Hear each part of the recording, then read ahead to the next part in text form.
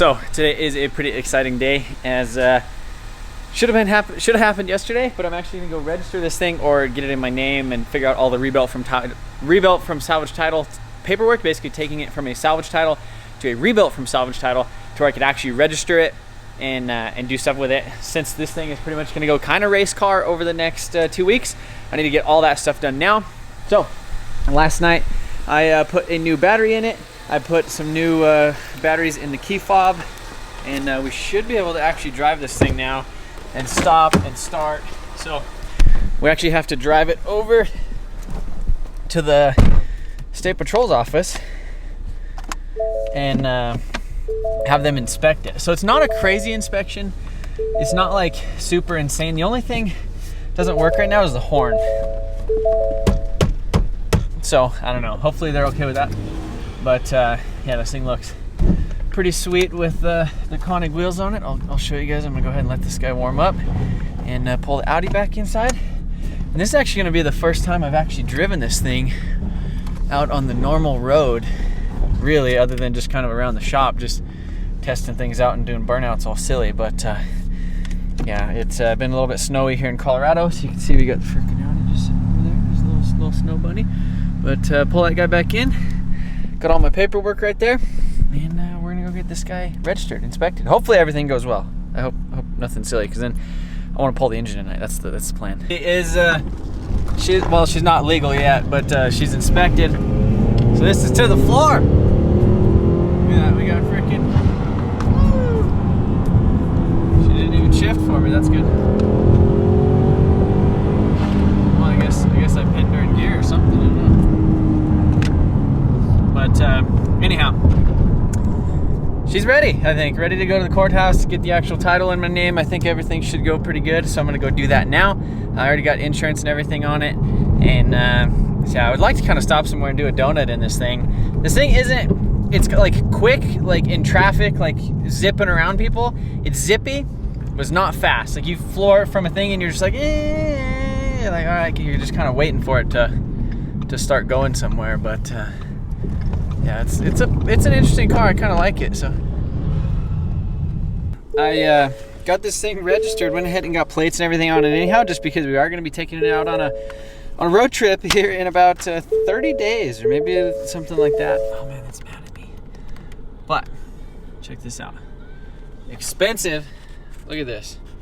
Look at all this tax. $347 in prior specific ownership tax. And that's because I've owned it like 2 years, I guess. But $800 to register a $4,300 vehicle. So be warned, guys, if you buy new cars from the auction, they're really freaking expensive. The Audi was actually cheaper to register than this.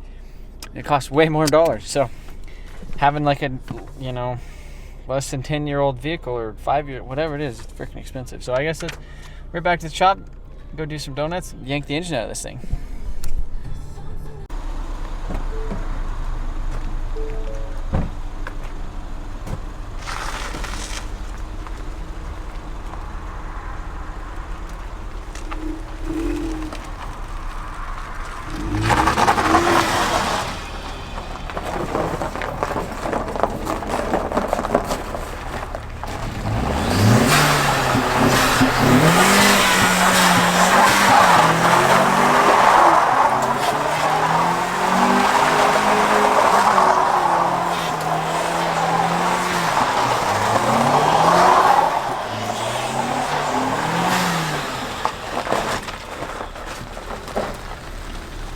So I think that's the final donut of the Ecoboost on the expensive Nitto and T05s that go on Super. So yeah, I just pull it on the lift and it's getting yanked out.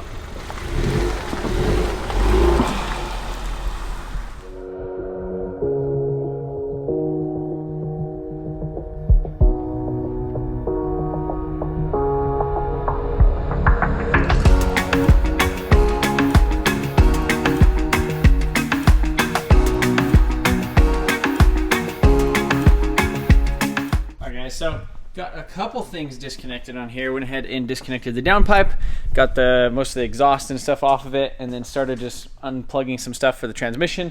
underneath it, like the shift linkage. So not a whole lot of stuff so far, but I did want to just give this thing a last minute start with the downpipe off, so you guys could hear what this thing sounds like. I fired it up just a second ago.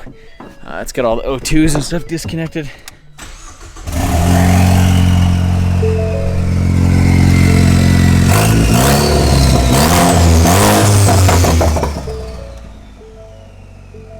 So one of the things that I really like about this is it shows you all this stuff right there. All your warnings, but it shows like your boost, you go to air fuel, cylinder head temp. I mean, I think that stuff is super sick. And I mean, I don't know, I wish there was a CAN protocol, or if somebody was willing to work on that with this, because that would be super sick to be able to actually have all this stuff working. Like, imagine all that data just coming out of you. I mean, you should be able to do it. You probably just got to be a little bit smarter than me. But again, I know I'm kind of ruining a lot of stuff with this car, but it would be nice to have, you know, the Bluetooth, the backup camera, all this dash stuff to work. Obviously, I know that's kind of a little bit of a stretch in this time period, but I think that would be sick to actually have all that stuff work with the JZ and the ECU Master standalone. And if anybody knows how to program CAN protocols and do all that stuff, let me know. All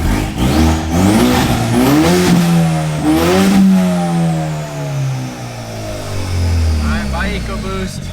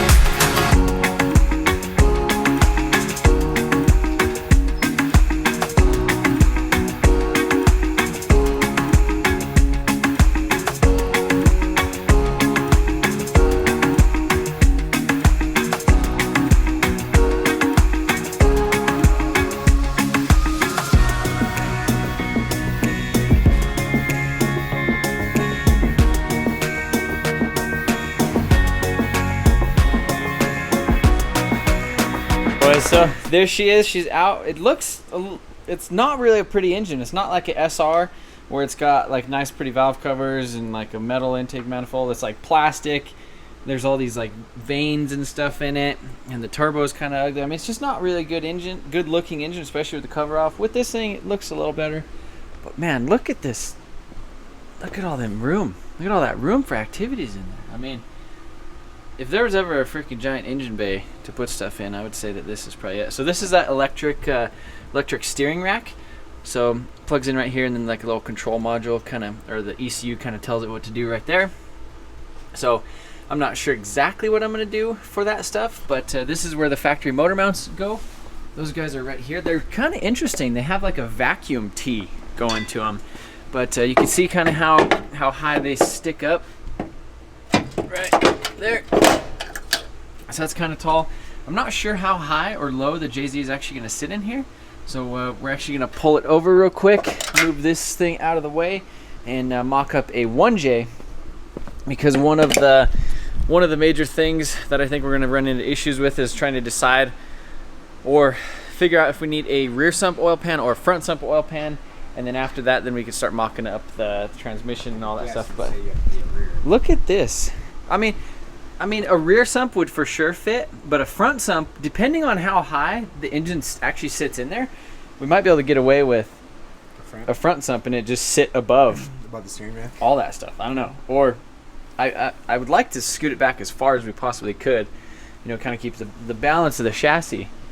And but look at this transmission. So this is that 6R80, and somebody actually came out with a kit to swap these onto a 2JZ. This is a six-speed auto, but they shift super fast and they hold a ton of power for basically what they are. So I've always kind of, well, since they've came out with that kit, I've been kind of debating on swapping this setup into my my Supra. So it's more of like a driver, easier to drive on the street, and then at the track we don't have to worry about smoking clutches and doing stuff like that. We could just freaking race this thing all day, and it'd be fast, consistent. So move this thing out of the way, and over under here we actually have a 1JZ vvti right there. So we'll pull that out, stick it in, and see how she looks.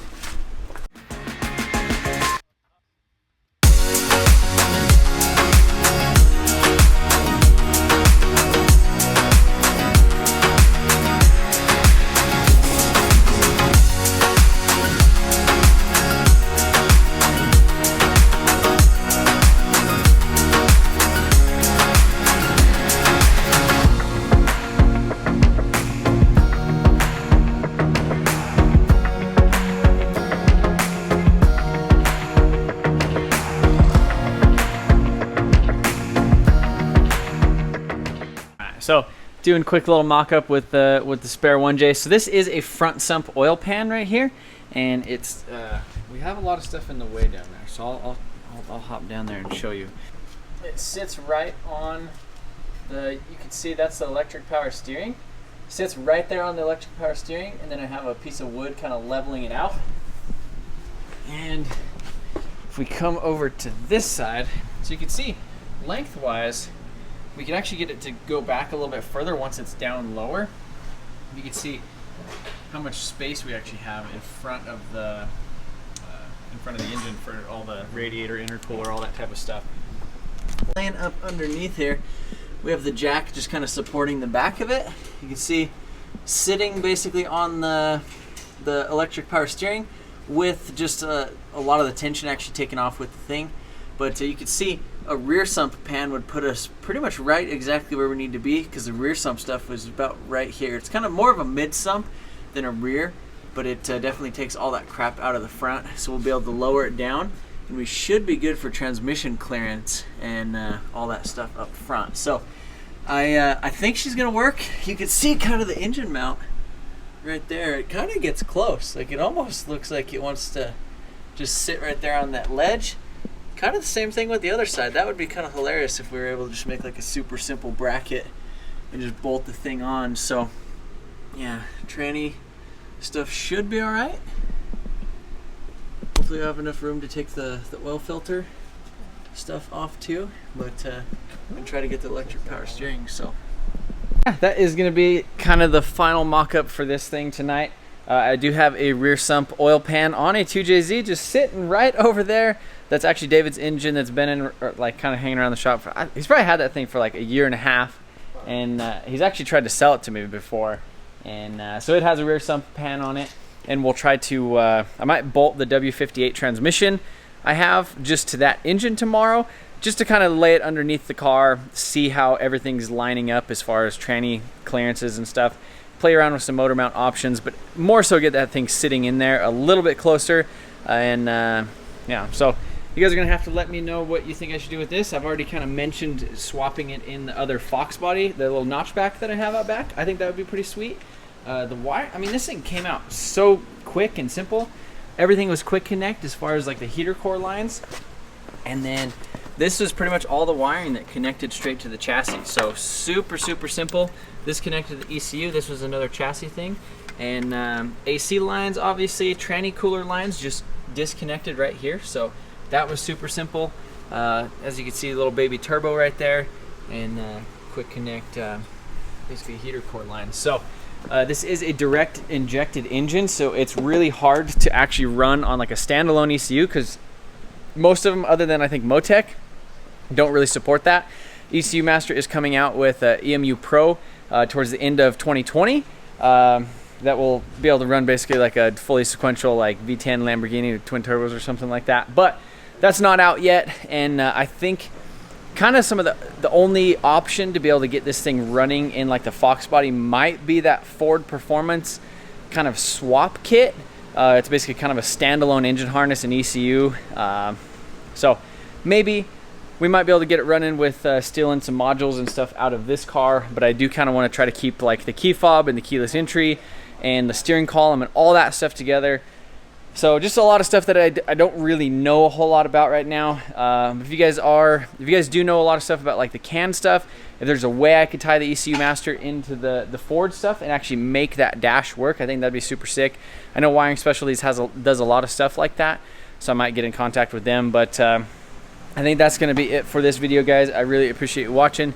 And if you guys are interested in this project and you think it's tight, be sure to hit that subscribe button, and be sure to hit the little notification bell, as well as follow the Instagram page. And if you guys aren't entered for the chance to win the WWWRX, MotionAutoTv.com 2017 WRX plus $3,000 cash. I'm rambling. I'm tired. I'm ready to go to bed. See you guys later.